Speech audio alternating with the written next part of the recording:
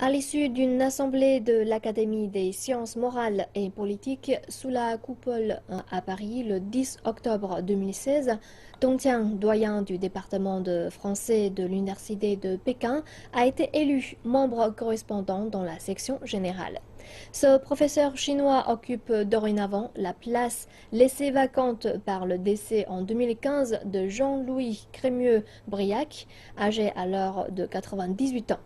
Il vient dans la lettre officielle de félicitations de la part du secrétaire perpétuel de l'Académie, M. Xavier Darcos, ancien ministre français de l'Éducation.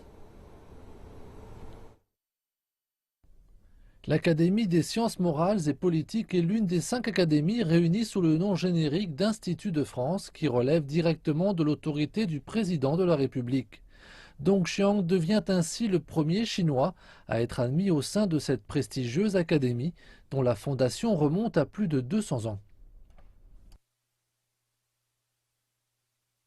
Je me sens vraiment très honoré parce que c'est une académie qui est très brillante, qui regroupe les meilleurs esprits de la France et dans le monde entier, qui sont dans le domaine de sciences sociales et sciences humaines. Et surtout, je suis le premier Chinois résidant en Chine à recevoir cet honneur et à être élu à cette académie dont la fondation remonte à il y a plus de 220 ans. Grand spécialiste des cultures comparées entre la France et la Chine, le professeur Dong Xiang, le plus grand francophone chinois d'aujourd'hui, d'après les termes utilisés par M. Maurice Gourdeau-Montagne, ambassadeur de France en Chine, est surtout connu par le grand public comme un traducteur de renom. Fort d'une trentaine d'ouvrages majeurs traduits dans les deux sens, il est aussi président du prix Fulei, prix de traduction créé en 2009 sur sa propre initiative à l'ambassade de France en Chine.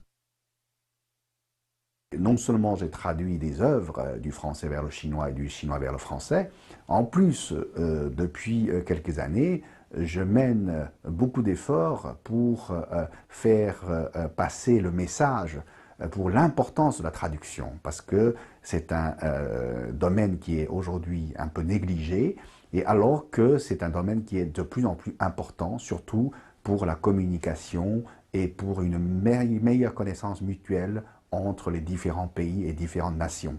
Donc je crois que c'est l'ensemble de ce que je fais qui a suscité l'intérêt de cette académie qui m'a élu.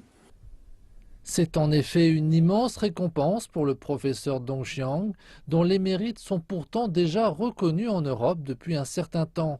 Le professeur Dong Xiang se rendra en France le 14 novembre pour assister à la séance solennelle de l'Académie sous la coupole, occasion au cours de laquelle il sera présenté aux autres membres et correspondants.